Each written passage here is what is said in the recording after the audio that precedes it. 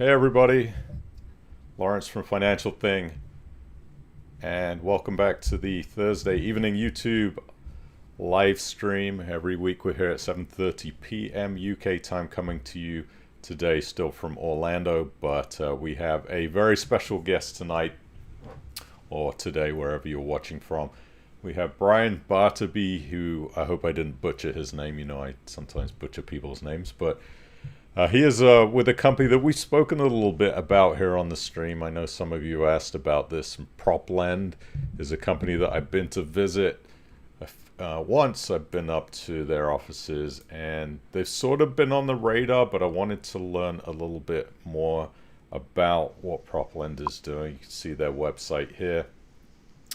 Peer-to-peer lending company investing in commercial property-backed loans. They have a little bit of a different way of doing their peer-to-peer lending. So they have their little niche. So sometimes companies have different ways of doing things. So I like to sort of talk to them and find out how they differ from other peer-to-peer lending companies. And as you know, nowadays it's becoming more difficult to invest in loans through companies that are really legitimate and offer really good quality loans. And I think Proplend is one of those companies that is offering better quality loans and products. So that's why I decided to get Brian on the stream. And if you can, just please hit that thumbs up button and subscribe to the channel if you are not already subscribed. Let's get going. Quick hello to everybody. Anna is in Spain. Anna Nyron. We got Paul in Stockport, Philip in Milton Keynes, Steve in Solihull, Paul New in wherever Paul New is, Colin Perry in the Peak District, Dave Dawson in Staffordshire, and Tony Walton in Somerset, Stephen Hale in Nottingham, Filmcore Mem is in London, Peter in Leatherhead, and wherever else you're watching from. UK Seoul in Tokyo in Japan. And Mark Mason. If you have questions or comments for Brian, he will answer, I'm sure, whatever he can without getting slapped on the hand from his compliance officer. But put them in the chat, and we're going to bring on Brian. Let's bring him in right now. Where are you? Here we go. And there he is, the man himself, Brian Bartaby. Did I get your name? Did I pronounce it right? Bartaby. You did, yeah, very well, very good.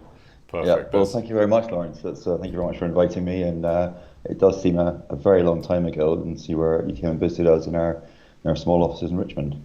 Yes, I remember you. Is it Richard who I met also? Was it Richard? Did I get that name right? I might have. Matt was here, I think. Oh, it could have been Richard. Yeah, it could have been okay. Richard. Yeah. Yeah, I know sometimes staff changes and whatnot as time goes on. But thanks very much for coming in and agreeing to put yourself in front of the people like this. We always have a good time, and it's nice to get in front of new people and sort of let them know what you're doing. So let's start out with talking about what you, Brian, used to do before you were involved with Proplend. What did you do before? What did I do before? So I've had a bit of a split career. I spent 13 years in the city running foreign exchange and option trading desks, working in London, Hong Kong, New York, that I explained to you a little bit before we started the call. Left that in the late 1990s, but if nothing else, that gave me a sort of really firm grounding and understanding of risk and reward. It's a very, very quick market, and if you do something wrong, your pain comes very quickly. So it's a very good learning ground. I'd always been interested in technology, and I was sort of involved in raising money for companies during the first sort of dot-com movement back in the late 1990s, early 2000s. And so in 2003, I sort of always have been involved in property on a personal level. I started a small property finance business, funding residential and commercial property investors and developers, and that was all the way through the capital stack. That really ranged from anything from a single flat refurb to a sort of £20 million new build single property and the likes of sort of Wentworth and St George's Hill, 20 to 50 unit blocks of new build flats on the residential side, and on the commercial side, funding investors who were buying loan portfolios to either split up or lease up or get change of use, or just straight investments. So when sort of 2007, 2008 happened, the financial crash happened. I was very much, right at the coalface of that, and sort of for a while sat back and watched as everyone sort of repositioned themselves, and obviously some lenders just totally exited the market. So there's countless banks and building societies that sort of stopped funding. There were a lot of mezzanine funds who went out and raised mezzanine capital. Their biggest issue was they didn't have anyone to sit behind because there was no senior debt lenders left, and they sort of morphed into stretch senior lenders, sort of more resi development stretch senior lenders.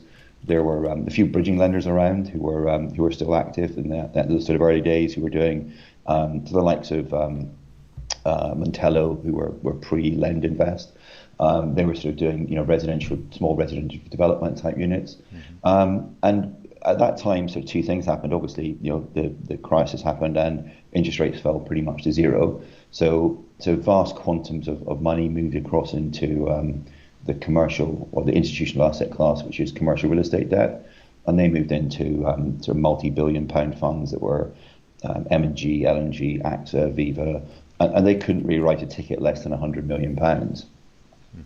So there was a sort of a gap in the market that slowly started to emerge, which was the sort of sub £5 million commercial investment side, and that historically had traditionally been funded by high street banks. So if you were looking for a £2 million property on Richmond High Street, you'd have gone to your local branch manager of Barclays Richmond, and he would have written that ticket out, and that just stopped sort of pretty much overnight, and they lost their market share, their market service there, and they've never really gone back. It's expensive for banks to do commercial real estate lending. They have a much better, or they spend more time now doing SME lending and resi development lending. It's a good PR story for banks. They can sort of say that we've put 10 billion into the market of SME lending. We've built X number of houses. We're lovely bankers. We're not the horrible bankers that sort of helped mess everything up in 2007, 2008. And they've done a pretty good job of dismantling the local branch network. And lending to commercial property investors it's actually pretty unsexy, and that's sort of quite why I like it, because everyone else is looking elsewhere and not looking at the stuff that sort of, not that no one wants to do, but it's just unsexy. I got to the point I realized that I had two sets of clients. I had each with a problem. I had borrowers who were sort of desperately looking for funding to buy commercial property, and I had a network of investors who were desperately looking for yield. And I sort of realized that peer-to-peer, I suppose, had just started. Zopa was sort of the first peer-to-peer platform out there, and to me, peer-to-peer wasn't really a new asset class. It was a repurpose of commercial real estate loan syndication, and it's a long, sort of well-established asset class. Institutions like it. It's regular and stable income. It's got high levels of capital protection, and sort of worked out that with a bit of technology, rather than taking £1 billion loan and splitting it between a junior lender, a senior lender, and a mezz lender, what I could do is I could take £1 million loan, split it again into these 3 loan-to-value based tranches, and then in addition split into £1,000 loan parts, and potentially have 1,000 smaller lenders each participate in that loan to fund the loan. And at that point, £1,000 price point for a lender was, that allowed them to build a sort of diversified loan portfolio. And with a sort of amount of money they would have potentially used as an equity deposit on a buy-to-let property. And obviously it's a debt product rather than a sort of equity product, so it's a different risk return, but it sort of comes without the headache of being a buy-to-let landlord. And I was absolutely, and we were not, a bunch of techies who built a platform and said, hey, let's do property lending. We came from a sort of property background, and saw a way that technology could help solve both a borrower and lender pain point, and that the business sort of just really morphed into what Proplend was today. But the first couple of loans we did were bits of paper falling out the back of fax machines and running around getting people to sign bits of paper before the technology bit happened. So it's very much property and lending first, and then the sort of technology to support that. Yeah, and just sorry to pause you. Is my video working on your end? Because your picture is seems to be frozen. I don't know if that's Yes, it's. I can see you. Okay, you yeah. can see me okay. Um, Yeah. what I'm gonna actually hang up with you and I'll just call you right back because it may have been something to do with the internet or the YouTube feed. But yeah, Yeah. Okay. I'll give you a call right back and we'll restart the video so people can actually see your face. Is that okay? Yeah, absolutely. Okay, Okay. perfect. All right, one sec.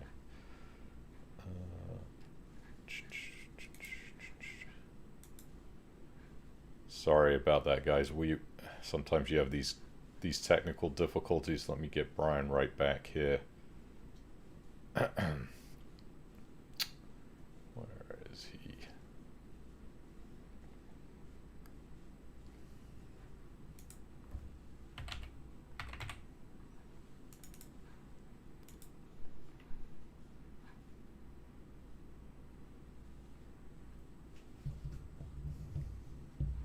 Okay, there we go. Perfect. All right, let's get.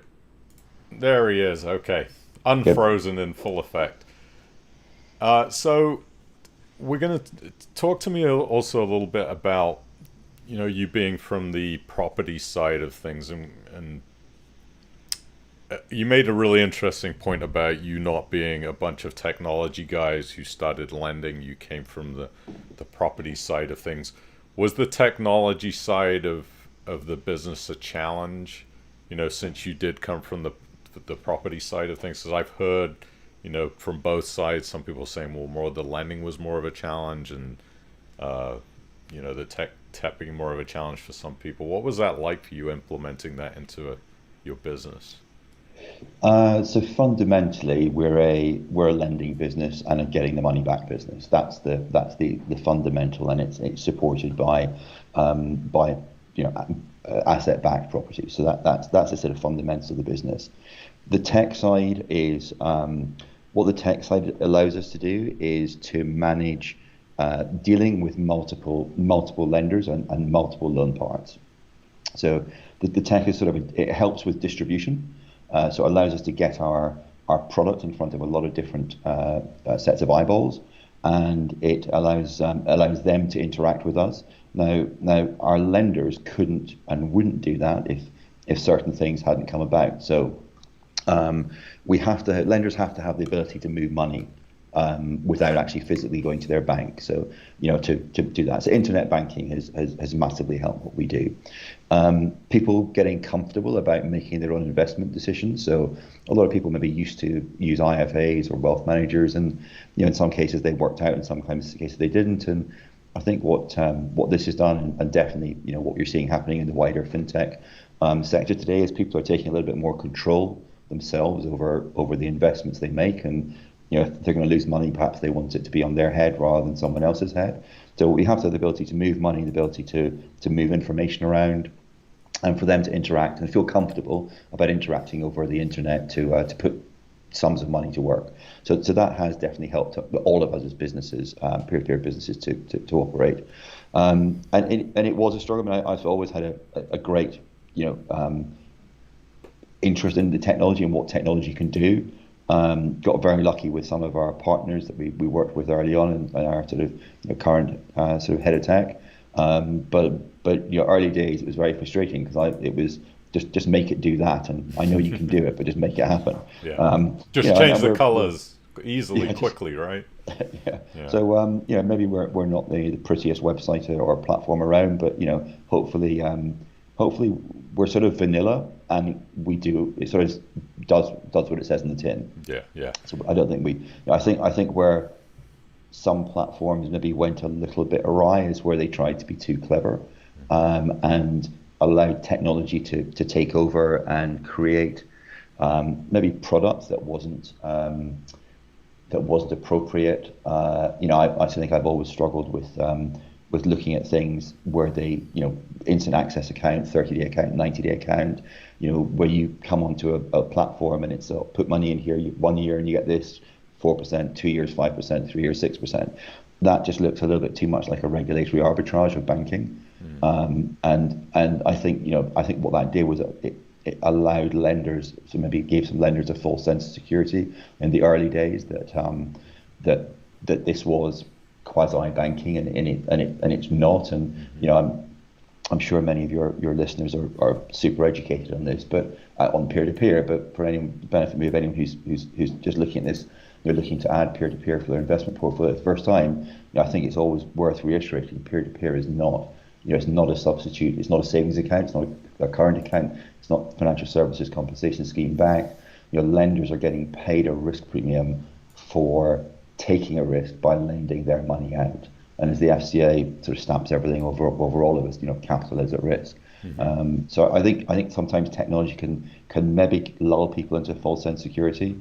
And I think, you know, I always want our technology to be better. It's frustrating. You know, I look at some stuff and go, I wish it could be better. And hopefully we spend time in trying to make it better. But it's lending first, and then technology second. Yeah. You know, for anybody that's not familiar with Proplend, just tell me a couple of basic things about minimum investment amounts, what kind of interest returns that the lenders could approximately expect over a year, and I think, yeah, what about those two very basic things? And then maybe talk about the size of your loan book right now, how big that is. Yeah, so our minimum is £1,000. And we split our loans into 3 loan-to-value based tranches, which is again a sort of institutional way of doing it, which means that we can bring lenders who have different risk parameters and return requirements all together in the same loan. We don't have to wait for different loans. So, you know, you might find, as an example, if a loan was the borrower was paying 6.5%, then we have a 50% loan-to-value tranche that might be 5.5%. We have a 65% tranche that would be 7.5%. We have a 75% value tranche that would be 10%. Across our sort of book to date, lenders have been returned net about 7.5%, and when you split that across the tranches, it's probably about 6.8 in A, 9 in B, and 11.5-ish in C. So it's higher up the capital structure you sit. The more risk you're taking, the more reward you're getting paid for that. But what it does mean is it means that the lower risk investors, the ones who are happy in tranche A, can participate in every single loan. And yeah, do those tranches sit in certain orders? Is tranche A come before? Yeah. And that's Yeah. the So risk difference? so the risk, the whole loan is supported by our first legal charge, but within our documentation, tranche A has priority over tranche B and has priority over tranche C. So the lower the interest, the lower down the capital structure you sit, the lower return you get, but the closer you sit to the front of the queue in priority, you sit at the front of the queue in the priority. Okay. So it's just a pure risk reward situation. And how big is the loan book right now, Brian? So loan book is currently about 55 million. We've completed 132 million across 150 loans. So we're sort of about 900,000 pounds per loan, averaging. We've repaid 77 million of capital and 13 million of interest to our lenders. So in total about 90 million. Yeah. Okay. One thing, when I came to visit you, what really struck me as being unique was the way that you structure your loans as far as the type of loans that you're actually taking, because I believe and hopefully this is the same way it is now, but you were basically loaning money on commercial properties that were income producing. Explain a little bit about how Proplend is different to, you know, some of your competitors out there in the product that you actually offer to investors. Okay, so you're right to say we're very much focused on commercial property. I think we're the only platform which focuses just on commercial property. We're definitely the only platform that doesn't do residential development finance. And so what we're offering is our lenders an income stream. So in order to do that, the borrower needs some sort of income stream in order to make those monthly interest payments to the lenders. So if there's a property with a tenant in it, a commercial tenant in it, the tenant's paying rent, the rent is paying the interest to the lenders. They're not trading businesses; they're investment businesses. So they're not really. So we're not lending to SMEs. We're lending to more just pure investment, so single asset SPVs. It's fairly clean. It's fairly transparent. So to me, it was an easier thing to try and explain to a lender, how are they going to get paid their income? And I say we didn't do residential development finance, and that's partly one of two reasons. I'm lazy and I don't like doing drawdowns. They're horrible. Yeah. The only thing I can definitely tell you about residential developments is they go over budget and they go over time. No one ever bought the thing in under budget and under time. It just doesn't happen. And it's a very different category of risk. And if something goes wrong, then the problem is you're left with a half-finished site. And a half-finished site is a difficult thing to either refinance or sell. But ironically, it should be the most, peer-to-peer lending to ready development should be the most efficient thing, because in the old days, a residential developer would take out the whole loan, they draw down some of it, they pay an interest rate on the bit they draw down, and they'd be charged what's called a non-utilization fee on the money they hadn't drawn. By funding through a peer-to-peer platform, that removes the non-utilization fee. They're funding the drawdowns on the fly, and that works until one of the drawdowns doesn't get funded, and that it all sort of falls to pieces then. So it should be on paper really good, but I sort of struggle with resi development on this. I just don't think it's the right asset class. But so commercial loans and commercial covers anything that's basically not residential. So it's we've done everything from the basic offices, industrial, retail, hotels, student accommodation. We've done land with planning. We've done a marina. We've done a vineyard. We've done restaurants. We've done pubs. So anything that possibly is in that, lots of subsections within commercial. And that's one of the nice things about commercial is there are multiple subsectors. And for as long as I can remember, one part of the commercial property market is also doing really well, and another part of the commercial property market has not been doing really well. And we've seen that more recently with obviously retail has been taking, high street retail has been taking quite a hammering recently, and it was probably 25 to 30% of high street retail was probably non-viable before COVID hit, and that's sort of just been the accelerator of that. But then on the other hand, everyone's sitting at home shopping, and everything you buy off Amazon has to be made somewhere, has to be shipped somewhere, has to be distributed somewhere, has to be put in that last mile logistics delivery and delivered to your front door. So it's there is a lot of businesses that are doing really very well out of the sort of in the commercial property sector. So you had mentioned, Brian, that you had loaned to a vineyard. Is that a UK vineyard? Did they grow grapes in the UK? We do have vineyards over here. They were the one thing we didn't manage to do, we didn't get a bottle of wine out of it. But yes, it was a vineyard. It was more of a sort of bridge loan rather than a term loan, and we have sort of two. We have a sort of term loan up to between 3 to 5 years. That's on an income producing property, and then we do sort of shorter term commercial bridge loans where maybe someone's repurposing an asset or leasing it up or actually getting rid of tenants because there is they got planning on it and they want to sell it on to a developer, or it could be someone who's got development, got planning, and they're looking to sort of up that planning, and that would be, we just do a full interest sweep on that property. Okay. So that's the sort of two main types of loans that we do.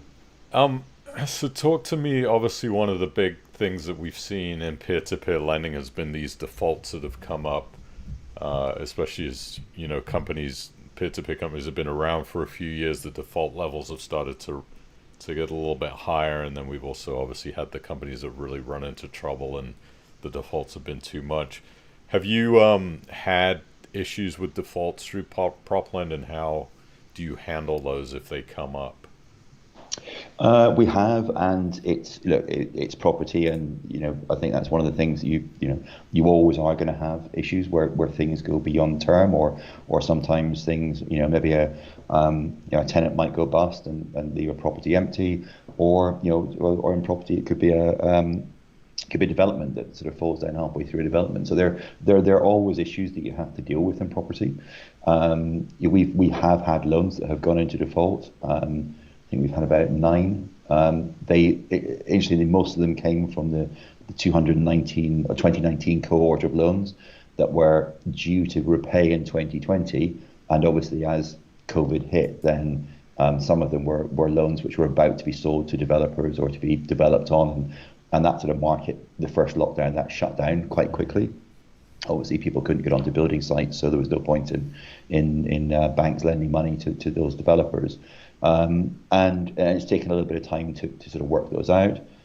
We were the first platform, probably the only platform who from day one have taken interest reserves on a loan by loan basis on each loan. So if for any reason a borrower can't make an interest payment, we have a small reserve that we can dip into. We can pay the lenders the interest that they're due, then engage with the borrower and find out why they weren't able to make their monthly interest payment, what's gone wrong, how can we help out.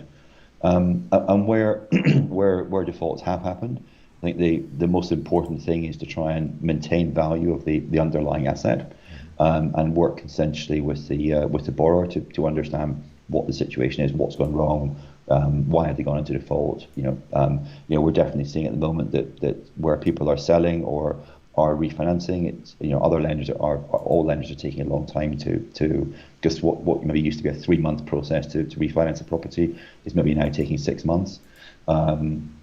We have on one occasion we have sort of taken the next step, which is to appoint an LPA receiver. We sold the property at auction. We collected. We went back to the borrower. We had a personal guarantee from the borrower. We went back and collected on that. And unfortunately, there was a small, sort of probably about £40,000 loss on that loan transaction. That's our sort of only loss to date.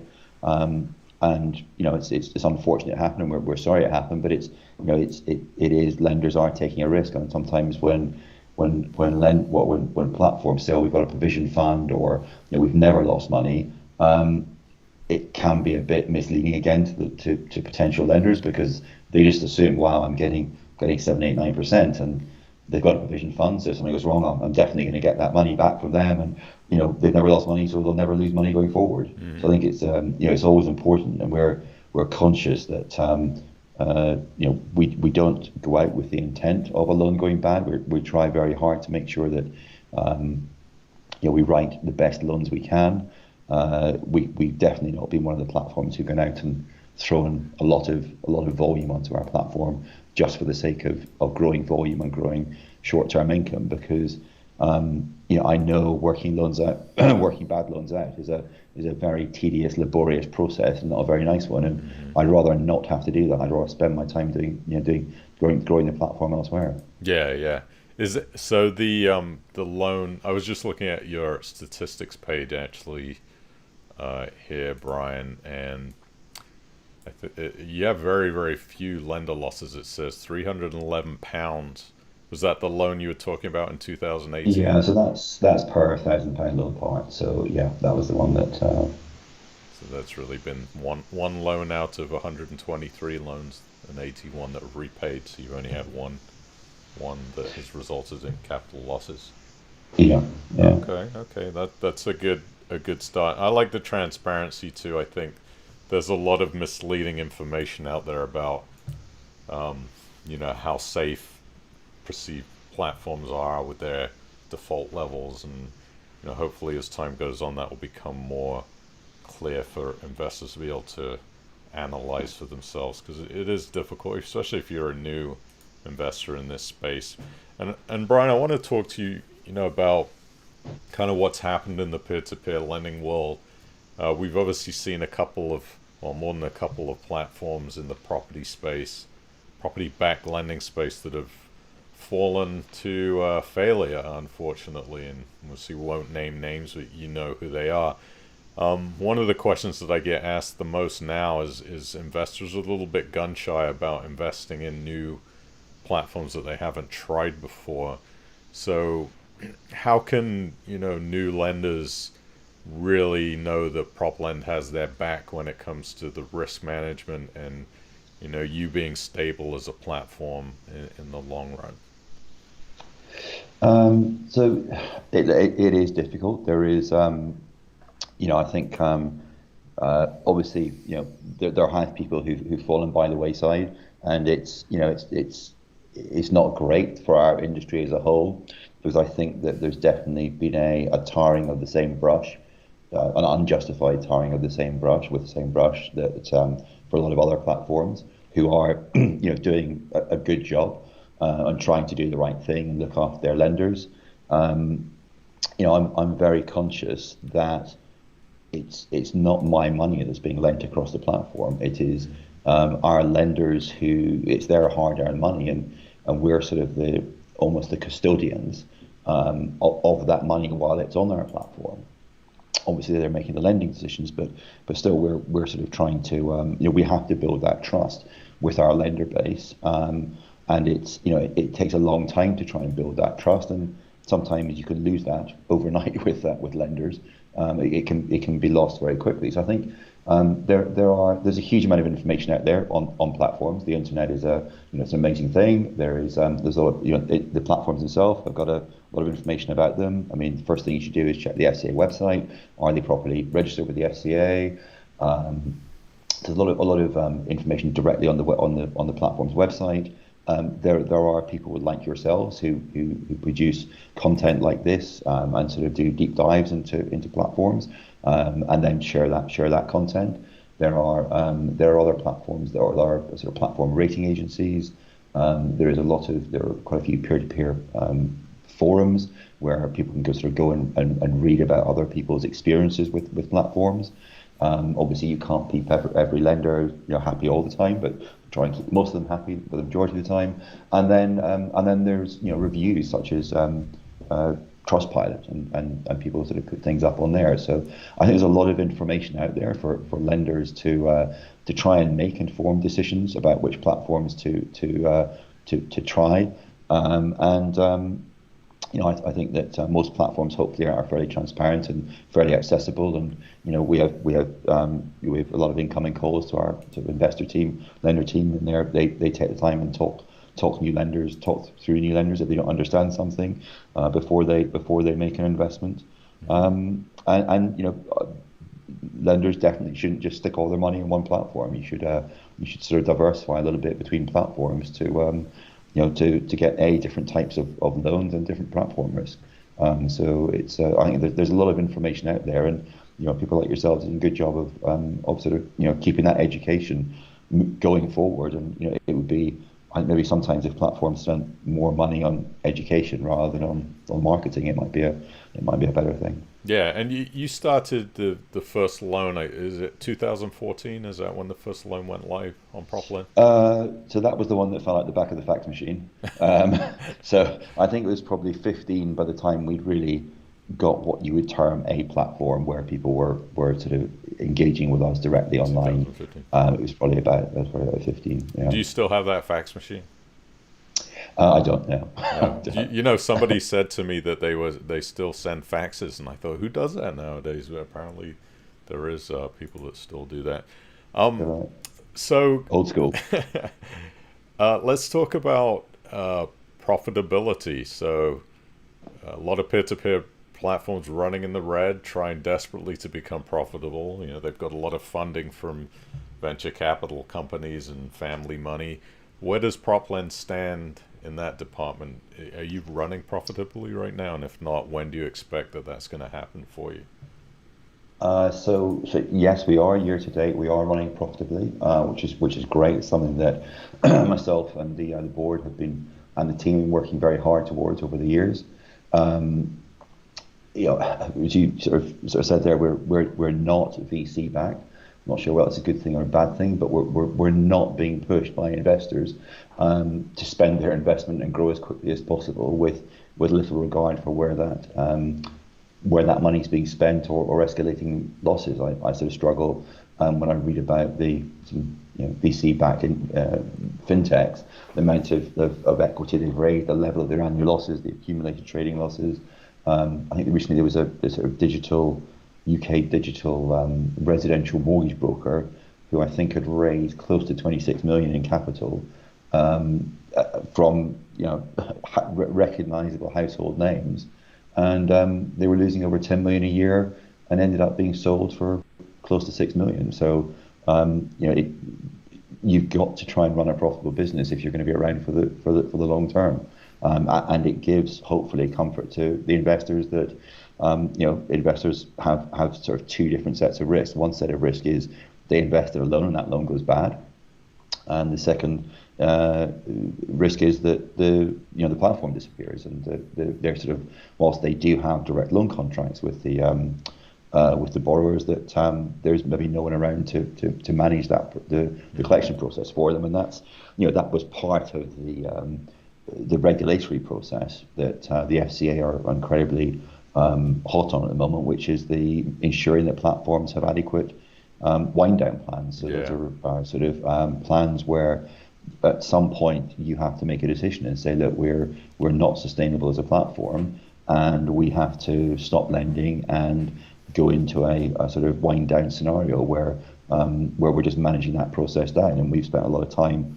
working with internally and with our external compliance partners to put a wind down plan in place that the FCA is happy with, that we're happy with to start off with, and also that the FCA is happy with. And I think that can be a struggle for certain platforms. Yeah, and what we're seeing too, I mean, from my experience, every single one of the platforms that has gone into administration, the administration fees are absolutely just sucking everything dry, and this is another problem. So I think some of the platforms are looking at recovery rates of 15 or 20% of investors' money. So even those recovery places are in, wind downs are in place, it doesn't really matter at the end of the day if it's getting completely wiped out by the administration fees. And we're talking about Lendy, over £3 million in administration fees so far. It's just absolutely insane.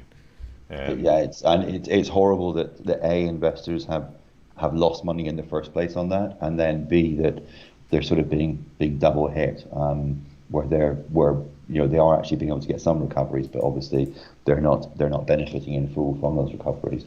So it's, and again, that sort of maybe just explains a little bit about the difference between the residential development risk and a commercial investment risk, in that the residential development, if something goes wrong halfway, it becomes quite an ugly situation, and it becomes potentially an expensive situation, because you might have to throw more money at a project to get it finished, to get it in a viable position to actually get full value out of it.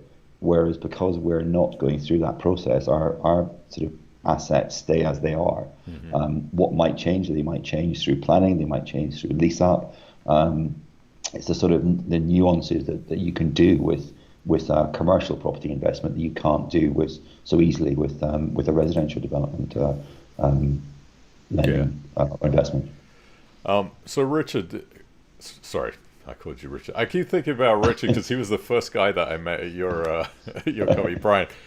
COVID has been a big problem for everybody in this world, and especially business-wise. How has that affected Proplend? Have you seen a drop in applications for lending because of COVID? And what have you had to do to adjust your business model through COVID? And is that getting better now?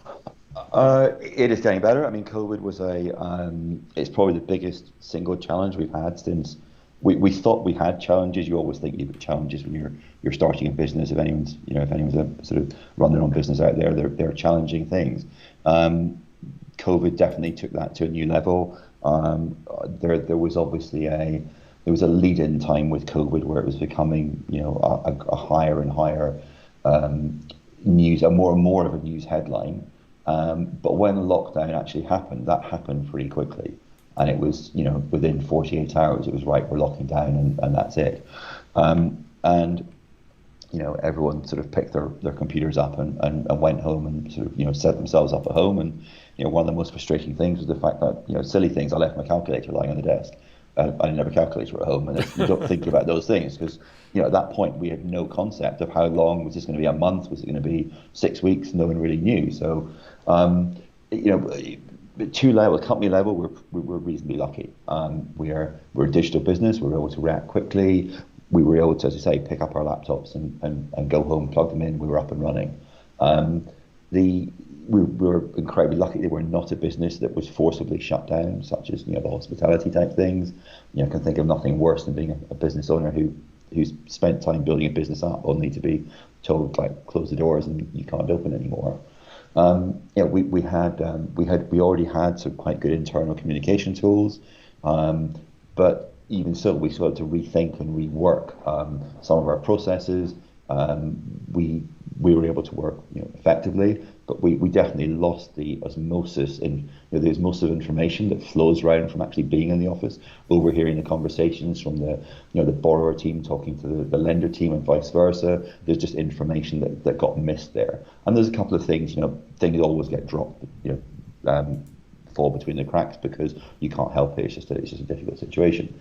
At lending level, we had to we sort of took a decision that we had to, our primary focus had to be on borrower level and maintaining the integrity of the loan book. So we sort of we engaged with our borrowers early. We told them to go and talk to your tenants early. We provided as much information as we could that was government information about what help was available, where they could access it. We carried on lending, but at a much lower level. And as you say, inquiries went up. But we tried to be quite picky and choosy. We were still getting lender demand. There's some lenders, there's obviously two very different types of lenders. Some lenders saw this as a massive opportunity. Some lenders were sort of like, I want to get into cash. We were lucky. We got a secondary market, and most platforms provide secondary markets. Whilst we provide the facility, it's lender to lender transactions, so we can't guarantee any liquidity. We can't guarantee someone's going to be able to sell a loan when it goes on the secondary market. To date, we've been very lucky. We've had good liquidity on there, and liquidity sort of stayed through lockdown, through that sort of COVID period. We had lenders calling us up saying, "Listen, I've got an account somewhere else. I'm frozen. I can't do anything else there. I just need some cash. I'm sorry, but I'm selling because I know that I can get cash. I can get liquidity here, and I'll come back." And they have, and it's been very nice to see them come back. We sort of, the type of loans we looked at, we started to think a little bit differently about, obviously we lowered the loan to values we were lending to. We looked at what was happening in the market. So, obviously a rent moratorium was brought in, and some borrowers, some tenants took advantage of that. Some very well capitalized companies, usually PE-backed companies, stopped paying their rent because they knew they weren't going to be evicted. So we sort of looked at things like that, and we sort of just took a bit more of a deeper dive and a longer decision before we decided if we're going to put money out to someone. So and it's been a good thing. It's been a sort of it gives everyone the chance to sort of rethink about how we do things and processes, and it was a great thing for our processes. We sort of rewrote quite a lot of our process. We changed the way we engaged and communicated with with our clients, and they appreciated that. And through the whole thing, hopefully we have maintained good communications with our clients, and some of them have been nice enough to tell us that. So it's nice when that happens. Yeah. I've always had pretty good feedback from people that watch the Financial Thing YouTube stream about Proplend and your communication. So that's definitely a thumbs up. And if you have questions, you want to put them in the comment section. We'll do a Q&A at the end if Richard has time. Why do I keep calling you Richard? Brian. Brian. If Brian has time to do it, hopefully we can get to some of those questions. Let's if talk. If they're difficult, Richard can answer them. Where does Richard still work for you? Unfortunately, he doesn't. No. Oh, he doesn't. Okay, yeah. So I really have to erase him from my brain then. He was always so nice to me. So, let's talk about very quickly, because I really don't like spending a lot of time talking about FCA stuff, but they are tightening the requirements on, alternative finance, advertising, and I think they're generally putting a squeeze on new companies entering this market, which is, do you think, Brian, that is a good thing or a bad thing for the sector? Because I think, sectors need to grow in order for the masses to be exposed to them. And if the FCA is tightening this clampdown on letting new people come into the industry, what do you think about that? Is that going to be a detriment to peer-to-peer in general? I think whatever you think about the FCA, they have created this amazing environment for us. At a very early stage, they sort of threw a regulatory blanket over peer-to-peer. And they probably wrote the first set of regulations that have been replicated by many other regulators around the world. So, in some way, they you can't not have done a great thing. Now, in certain cases, I'm sure some people are like, oh well, they didn't really do some great thing here, did a great thing there, but they created an environment for us to start and to grow in. I think now they're becoming a little bit more gun shy. I sort of have heard that someone say that they found that it was a lot more difficult to going through that regulatory process. I mean, it took us 18 months, I think, to get regulated. And I've worked in a regulated environment before, but we actually almost had to teach the FCA what we were doing in order to get regulated, which was quite a scary thing at the time. And because they're not all peer-to-peer platforms are the same, so everyone had a different sort of nuance of how they operated. So I think it's right that the FCA does try and protect the little investor. That's their role. I think they maybe, I sort of get upset when I see us being banded in with cryptocurrency and binary options and things like that. So I just don't think that's correct. I think we're being wrongly basketed there. If I think it's important, I think it's probably much more difficult now to go out and set a platform up, because from what I understand, you've pretty much got to build everything, turn up at the FCA's door and go, here's our finished product. And that's quite a big risk to take on board, investment risk to take on board to actually to do that. And I think the FCA is much more in tune and much more knowledgeable. They've built themselves, and there's now a sort of dedicated peer-to-peer team. They understand exactly what goes on now, and I think that's a good thing for the industry. It's just finding that fine line between not coming down too heavy-handed on either on new participants or basketing us in the wrong place. Mm-hmm. Yeah, I completely agree. Some of these peer-to-peer lending companies are putting what they call skin in the game. They're putting their own money into loans. Is that something that you do personally, or the Proplend puts money into their own loans? So corporately, we don't. We do have some pension money that sits on the platform. So try and sort of, if I can, participate in loans.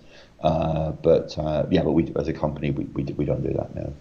Okay, so do you actually personally put money into Proplend loans or not? Through a pension. Through a pension. Okay. Yeah. I think that's kind of a big benefit to see people within the company believing in their loans enough that they're willing to put some of their own cash behind it. And is it okay if we do a little bit of Q&A from people that are watching? Is that okay? You got time to do that? Yeah, absolutely. That's okay. Yeah. Perfect. Let me go through here and see what we have. Again, if you can hit that thumbs up button, if you're not subscribed to the YouTube channel, please go ahead and do that and hit that bell so you'll see a notification when new videos or live streams are coming up. Talk to me, let's see, I'll pull up the interesting ones here. So we already discussed about Brian putting in his own money into the loans. Albert Adams, by the way, is one of your very satisfied lenders, he said, so that's it. Thank you. That's a good thing. Have you ever thought about putting the loan minimums down? Obviously, there's some people that £1,000 per loan. In order to get diversified properly, they're probably going to need quite a substantial amount of money to be invested. Have you ever considered lessening that to maybe 100 or 500? We get asked this a lot, and for us, I think £1,000 is the right level. It sort of it puts a bit of what we if you bring it down to a very small level, then what you end up doing is you have to have 40, 50, 60,000 investors. That becomes in order to fund loans, because everyone's using smaller amounts of money. So in its own, that in itself becomes a logistical issue dealing with that number of investors. So I think we'd rather stick. We've sort of laid our stall out, and I think we've got quite a good stall, and I think we're comfortable with that.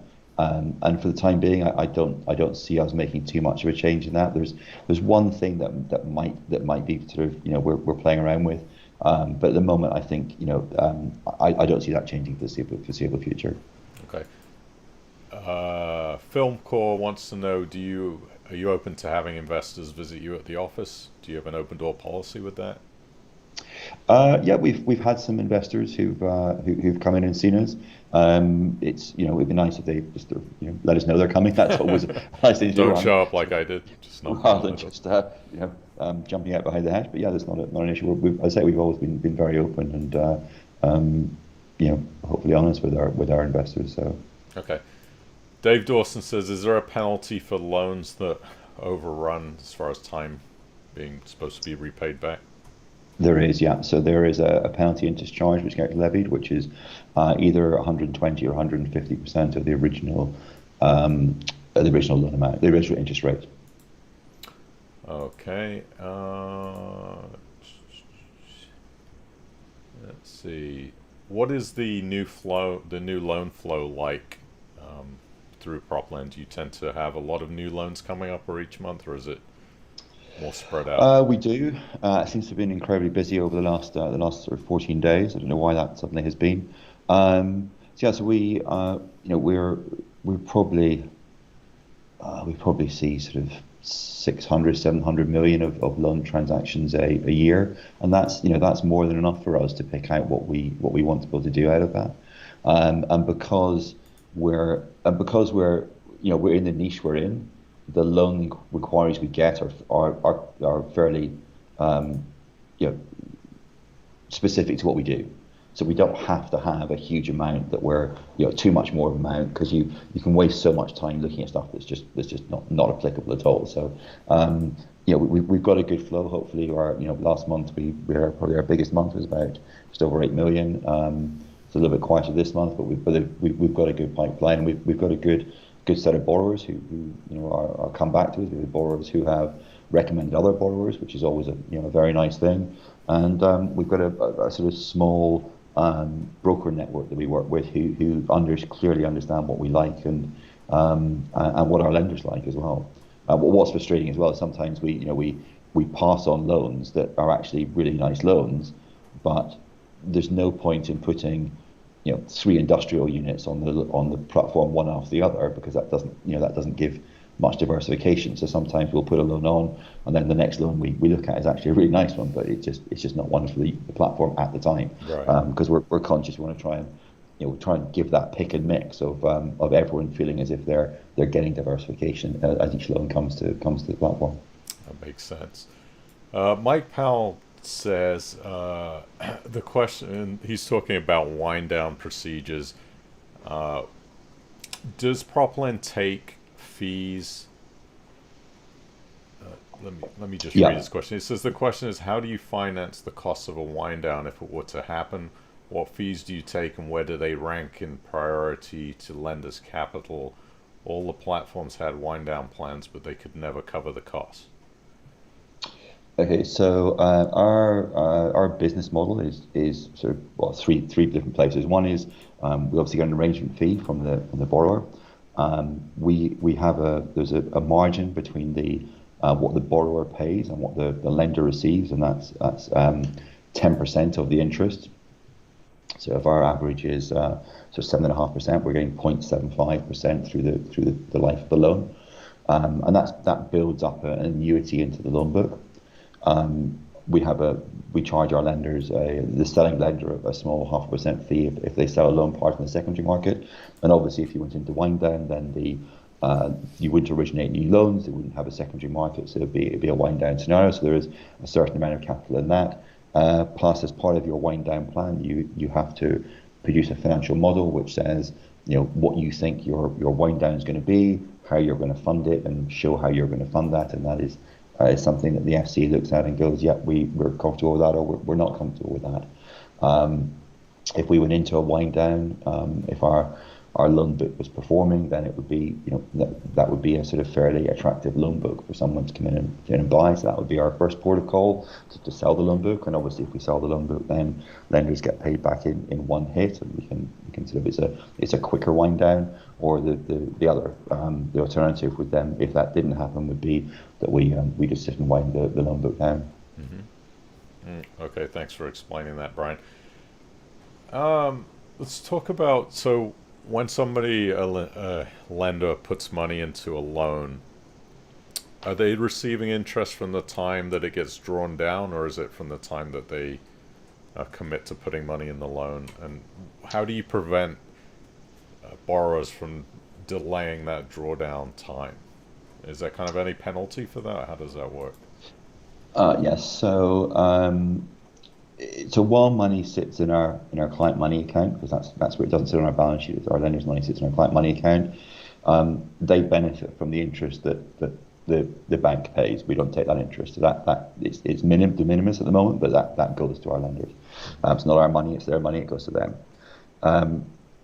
We try and keep the time between funding a loan and drawing down a loan down as minimal as possible. And sometimes it's the same day. In other times it has been sort of slightly protracted. We try and get everything done to at the point of when we put the loan into funding, it's ready to go. Now, being property, there are always some things that get thrown up at the last minute and cause unforeseen delays, and sometimes they can be sort of time consuming, and it's very frustrating for all of us. And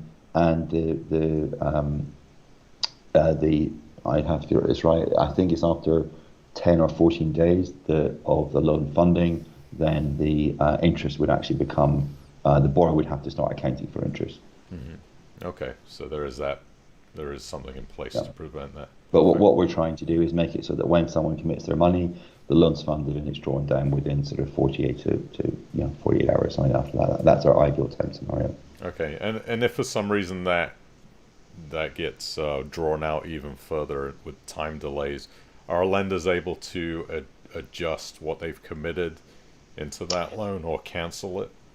So generally what we do is we'll take the decision. So we had, I think it was recently something where we funded a loan and the borrower turned around and actually I don't need this money for 2 months now. And we said, look, we're not sitting around for 2 months, so we'll take the decision, and we unwound the loan and all the lenders had their money back. That loan will come back to the platform again, but it was just we didn't think it was right to sit there for that length of time. So we're very conscious. Again, it's not our money; it's our lenders' money, and we don't want them to be sitting frustrated that money's not out on being lent out while it's just sitting there and earning them the interest. Okay. Robert Pates is watching from Greece. He says he's had 2 loans with Proplend, a basic loan and an IFISA loan, both paid back with good interest. He's looking forward to new opportunities with Proplend. So another happy investor who is watching. Sometimes I like to read that out because you probably don't hear that enough being in the area you're in, sat there. So Marvin Anderson Agwe, I hope I pronounced that correctly, says, where do you see the future of peer-to-peer industry going? There's been a lot of casualties in that space.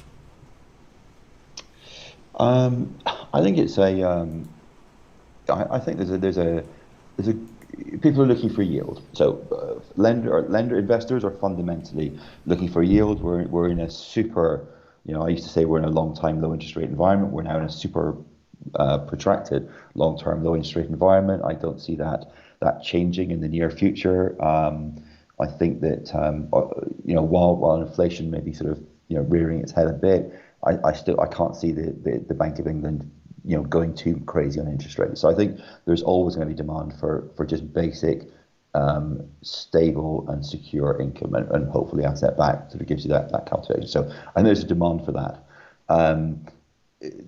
Where else are you going to put your money at the moment? You're going to put it into the stock market. The stock market is fairly volatile at the moment. There are other great investments out there, or other investment products out there that potentially you can put money into. The housing market is obviously, residential has gone fairly frothy at the moment. Buy to let, there are a lot of buy to let lenders investors who aren't really, or who've been heavily invested in buy to let and are now coming out of buy to let. We actually get to see what we sort of term a lot of buy to let refugees, who are they've been in buy to let investment. They've realised that actually the government's done a great job of making it incredibly difficult to try and make money out of that now, and they've either sold their portfolio and they're investing digitally, or maybe they've moved across and they've bought They've bought a shop with some residential uppers, and they've realised that actually, the shop's on an FRI lease, and it's a different way of investing, and they like that commercial side, and they move maybe across to become a commercial investor now, so they become one of our borrowers. I think there's the demand for both the borrowing side and the lending side is going to continue. I think there's a promising future for peer-to-peer as long as we can, keep a good regulatory environment and ensure that, that platforms aren't going under and investors aren't losing vast amounts of money, and that it's done in a controlled manner. There's a lot of available cash sitting out there that's just not earning any income, and it's scary if we're lucky we operate in innovative finance ISA, but there is 270 billion pounds of cash sitting in cash ISAs earning less than 1%. If a 5 or 10% of that moved into the peer-to-peer sector, it would just swamp the market. So there's demand there on both sides, and I think it'll stay. People like to be in control of the investments they make. They feel empowered by it, and it's a good product. Yeah, absolutely. Just going back to the wind down very quickly, Brian. Mike also wanted to know, how would you fund an insolvent wind down? That's the issue that doesn't seem to have been covered in a lot of wind down plans. Mike's very heavily involved in the Lendy action group, so he thinks from kind of deep into administrations. Yeah. So in theory now you shouldn't have an insolvent wind down, because if all platforms have got their wind down plans in place, then you would get to the point where you would trigger your orderly wind down. Mm-hmm. And that would happen before you got to an insolvent wind down. So I think insolvent wind downs are probably something that hopefully are something that we've seen the back of, because the parameters that the FCA have put in place are solvent wind down comes first, and here are the trigger points. Well, it's up to us to put the trigger points in place, and for the FCA to go, yeah, we're comfortable with those. And some of those are I think that the only way you can do those are they're partly financial and they're partly things around the platform. So if suddenly all lenders left the platform and you weren't funding loans, then that's obviously you might not be insolvent, but that would be something that you'd probably be looking towards triggering that solvent wind down plan, because it's maybe not a financial thing, but if no one's going to fund your loans, you're not going to be around for very much longer. Mm-hmm. Yeah, that makes sense. If you've obviously, when you're a business that's starting in, back, if you thought when you were starting in 2015, you probably experienced some months or years where the business was running in the red, because we all know that startup businesses do that. How have you been able to fund those years of where you've actually been unprofitable? Like, where does that money come from to fund the losses? So we had some initial day one investors. We've raised a little bit of money along the way from some high net worths.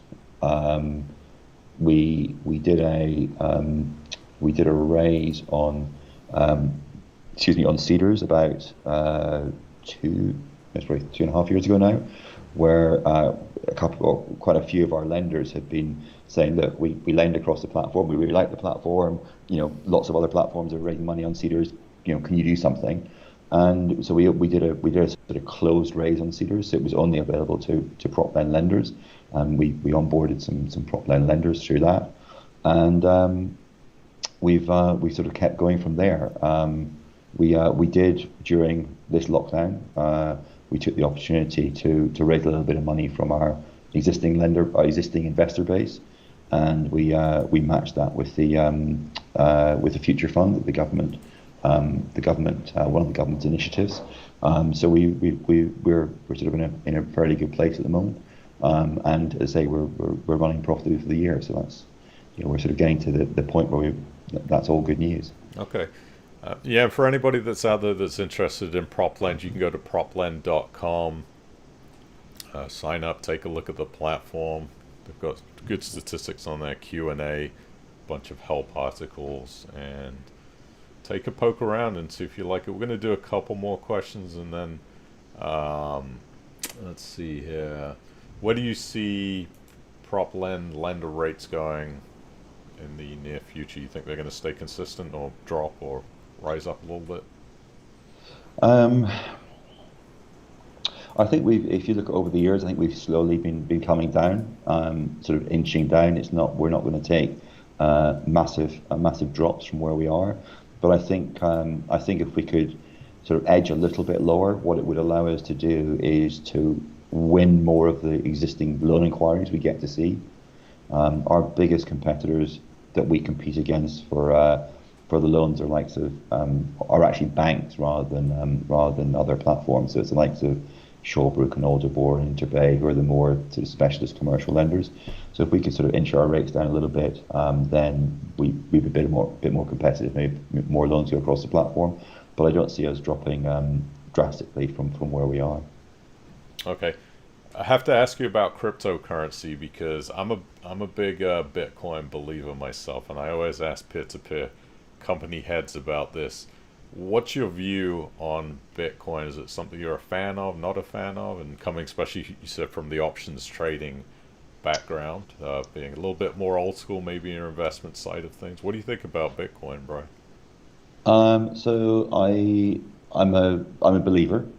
I think that sometimes maybe sort of asking the question that way is a bit too pointed, because I think that the wider underlying technology, the sort of blockchain technology, I think is a very, very interesting space. I think it's got a lot of uses, and it could be something that becomes more and more relevant to real estate. So, if we could put the land registry on blockchain, if we could start getting some of the legal process on blockchain, that could just move some of that speed up some of that process, I think that'd be a really great thing.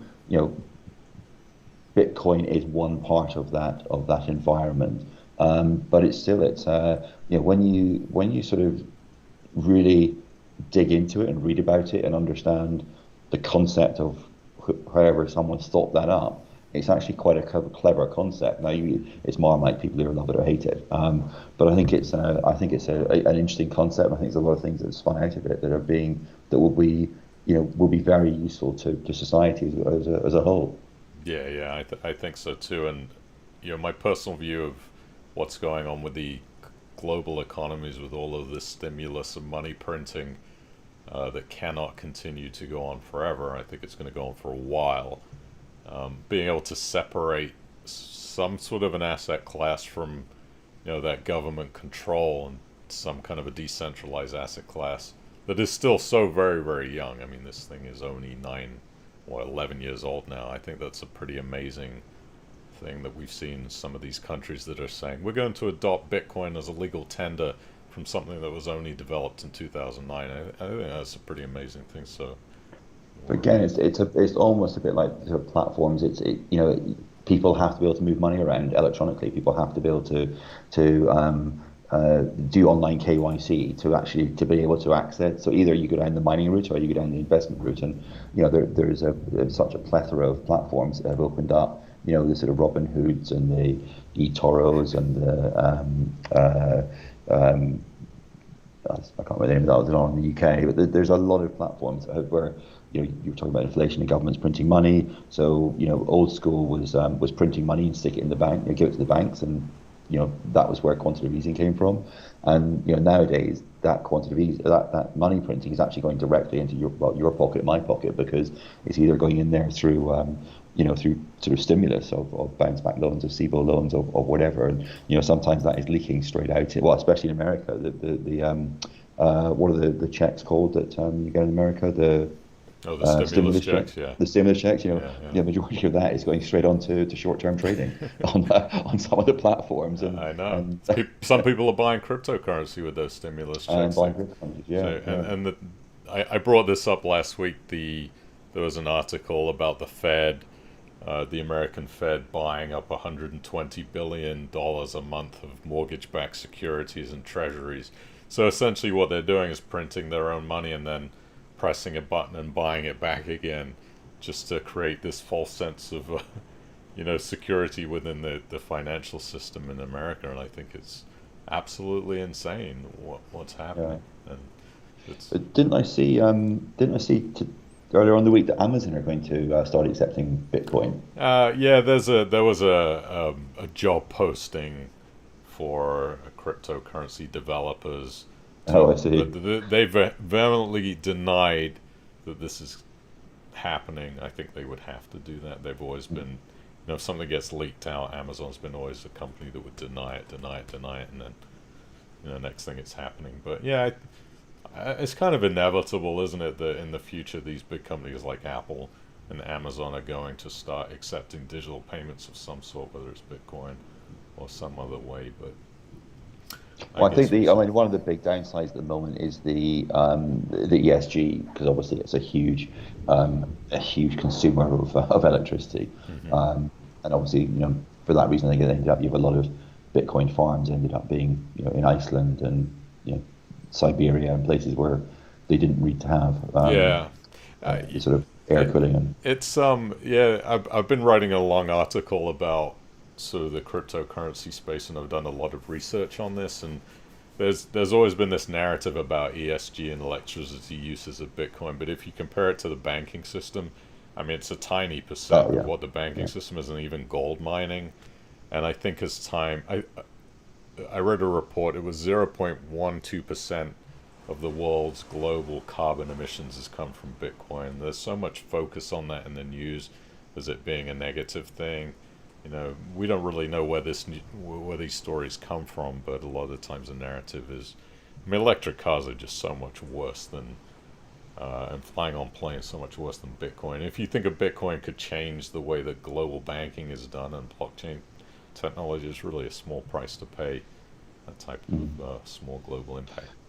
I think something that maybe will be quite interesting in the future of property and property lending will be ESG, and are we able to if you build a building that is and maintain a building that is more ESG friendly, then should you get a cheaper rate than someone who's got a sort of older building that is not as environmentally friendly? And there are a couple of funds out there who specifically set themselves up for that. But again, they're at the very sort of nice shiny end of the market, where it's much easier to sort of corporate headquarter type things rather than the majority of commercial or residential property that's out there. And I think it's much easier to do in residential. Commercial is a little bit more difficult. Yeah, I agree. Okay, well, we've had you on for an hour and 15 minutes, Brian, and I think we pretty much answered the main questions that people had. Is there anything else you want to say about Proplend that you want to tell people about? Any new exciting things coming up in the future, or is it business as usual? Hopefully it's business as usual. Thank you very much for allowing me to come on and sort of talk about both a subject and a company that I sort of have great passion on, and thank you to any of your listeners who are watching, who are already lenders of ours. We deeply value you, I hope that we can keep on performing and providing the sort of the service and the interest that we try and do at the moment. Okay, perfect. And hopefully we can have you back on in the future and do an update and see how things are going in the Proplend world, and when everything's back to normal. We appreciate you. Okay, well, thanks again, Brian. And I'm going to hang up on you, and very much appreciate your time. I know everybody's really enjoyed it. We had upwards of 50 people on here live watching you, and everybody was impressed with your transparency and willingness to answer the difficult questions that often I tend to put out there about wind downs and things like that. So thank you very much. Best of luck with Proplend, and I will talk to you soon. Thanks very much. Thank you. All right. Bye. Bye. Okay, there you have it. Brian Bartaby from Proplend, giving you the goods and the information on what's going on with them. I've always thought that Brian was a pretty straight up guy when I went to visit him and Richard. Apologies, God, for calling him Richard too. That's so embarrassing. But Yeah, very, very transparent, very, cut to the chase guy, knows what he's talking about when it comes to property.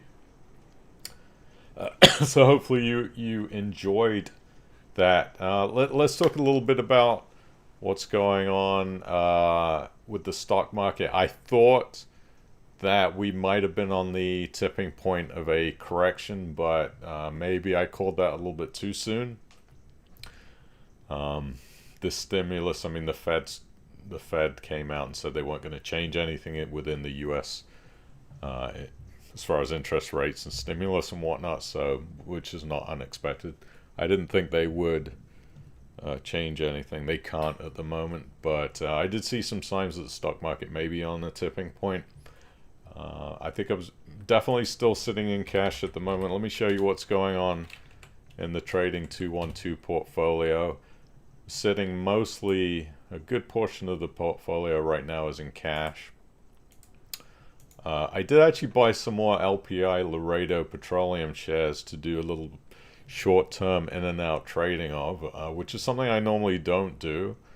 I'm not really into moving in and out of shares, but I thought, you know what, this is an experiment. So experiments, we try to do different things with the portfolio to see if we can maximize returns. Let me show you what's going on here. The portfolio currently sitting at 13,066 pounds from 5,500, so pretty good as far as that goes. And we're sitting right now 8,539 pounds in cash. We're still seeing a couple of things in the red here. Centrus Energy 5.75% in the red, and Microvision 36% in the red, and Tullow Oil 13.76% in the red. You can see the Laredo, I cashed out of a lot of those shares about a couple of weeks ago, and I bought back in at what was the price? I think it was about $56, and I have a sell order in here for 61. So we're going to try to do a little bit of short-term trading on that, but mainly defensive, sitting in cash, sort of waiting to see what the markets do. They feel a little bit toppy right now. We're going to see what is going on with that. And then we've seen a cryptocurrency bounce this week, which has been nice because haven't seen the prices really moving much, and they've been quite depressed. So see, last 7 days, we topped over 40,000 here in July the 26th, and we've kind of been hovering just under that $40,000 mark, which is pretty good considering we were a little bit under 29,000, I think, about a week, 2 weeks ago.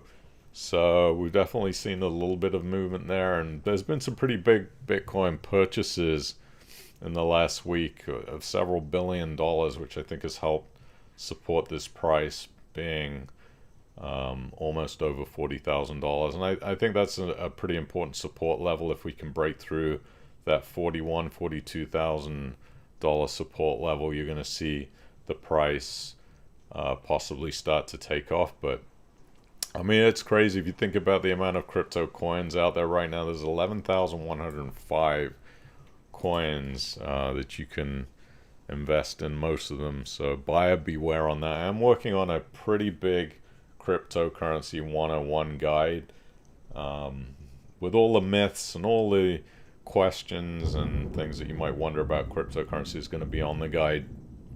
But pretty happy about what's going on this week. $39,607 at the moment.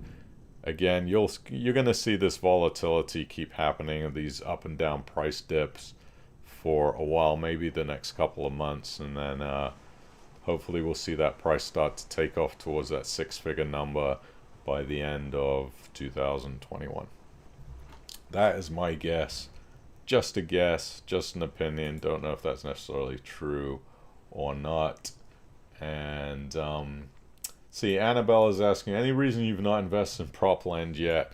Probably just got too much money in other places, and in order to be diversified properly in Proplend, you gotta, really, you're talking about 10 to 20,000 pounds that you would need to have in that single platform. So it's just a matter of capital on my end that I don't have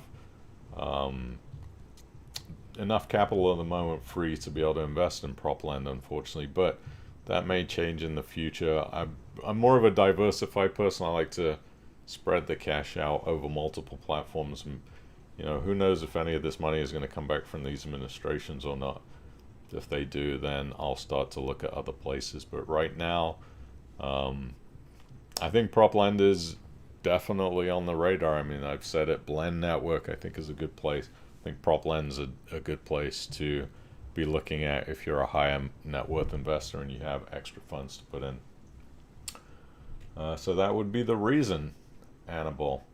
So I think we're going to wrap it up. We've been on for way too long. There's a massive thunderstorm going on here right now. I'm surprised the power we didn't have an electricity shut off here, but thankfully not. Thank you to everybody who joined. If you could hit that thumbs up, subscribe. We'll be back here at 7:30 p.m. We're going to have new guests coming up over the next couple of months. Really excited about the new guests who are going to be coming on. Some people that you might not have expected. And I have a phone call with Louis tomorrow at LoanPad, so I'm going to give him the nudge and try to get him on the stream and see if he'll pop on here with us. Very shy guy, Louis, but it's my mission to get Louis from LoanPad on here in the near future. So thank you to everybody for joining. Have a great weekend. Love you guys. Be safe out there, and we'll see you next week. Take care. Bye-bye.